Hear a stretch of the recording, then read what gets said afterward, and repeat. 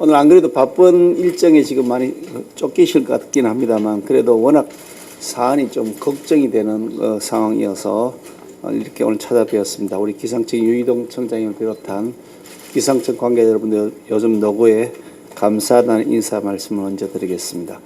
요즘 우리 국민들이 그 정치 뉴스는 안 보더라도 기상 일기예보는 꼭 본다고 합니다. 그만큼 예전보다 훨씬 더 일기예보, 기상의 이상징후, 기후위기에 관한 관심이 커지고 있고 그것이 우리 일상을 직접적으로 좌지우지하는 영향을 미치고 있다는 것 때문이 아닐까 하는 생각을 합니다. 이미 기후위기로 인한 재난이 남의 나라 일도 아니고 우리나라의 일이기도 하고 또한 동시에 바로 나의 일이라고 하는 그런 국민적 관심이 높아지고 걱정이 커지고 있는 상황입니다.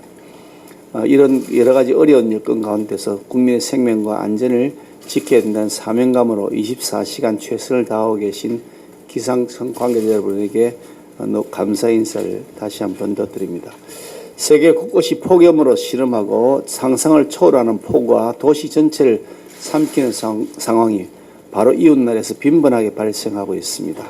우리의 경우에도 그와 같은 사태에 준하는 어려움을 겪고 있기도 합니다.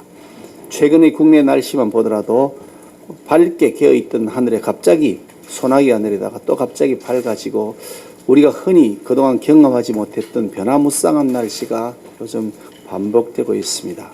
그만큼 일기예보를 하는 것도 어려워지고 기상청의 책임도 더 커지고 있는 것이 아닌가 하는 생각을 하게 됩니다. 지난해 8월에는 수도권을 강타했던 기록적인 폭우 때문에 지하주차장 그리고 반지하 주택이 침수되는 피해를 입은 적이 있었는데 1년여 만에 또다시 지난달에 중부지방에 극심한 폭우가 수일째 이어지면서 많은 인명피해와 재산 피해가 있었기도 했습니다.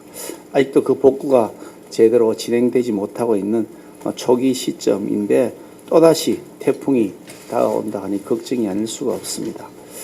거기다가 장마가 끝난 다음에는 장마가 끝난 다음에 2주째 지금 거의 열대야 정도 수준이 아니라 가마솥 안에 있는 것이 아닌가 할 만큼 폭염이 계속되고 있어서 이와 같은 국민의 생명과 건강을 위협하는 사태에 대한 대비책이 정말 절실하다는 생각을 하지 않을 수가 없습니다.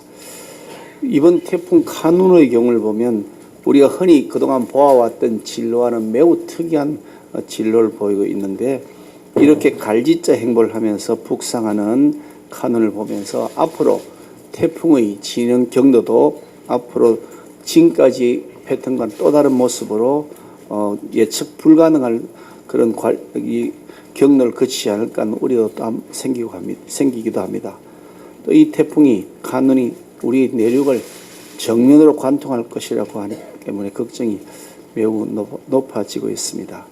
우리 기상을 정확하게 예측하고 이런 위험 정보를 실시간으로 알려주시는 우리 기상청의 역할을 더 증대시키기 위한 조치들이 좀 필요하지 않을까 하는 생각을 하고요. 지금은 이제 수도권에 한정해서 기상청이 호우 재난 문자를 보내는 것을 시범 운영하고 있는 것으로 알고 있는데 이 부분에 대해서도 좀 더 확대할 필요가 있는지에 대한 적극적인 검토도 필요할 것 같다는 생각을 하고 있습니다. 또 기후위기에 대응하는 대책의 마련도 지금 우리 이미자 의원님께서 대표 발의한 그런 여러 가지 기후변화 감시 예측에 관한 법률안 같은 것들이 제출되어 있기도 합니다만 이번 정기국회 내에 꼭 통과될 수 있도록 챙겨야 되겠다는 생각도 하게 됩니다.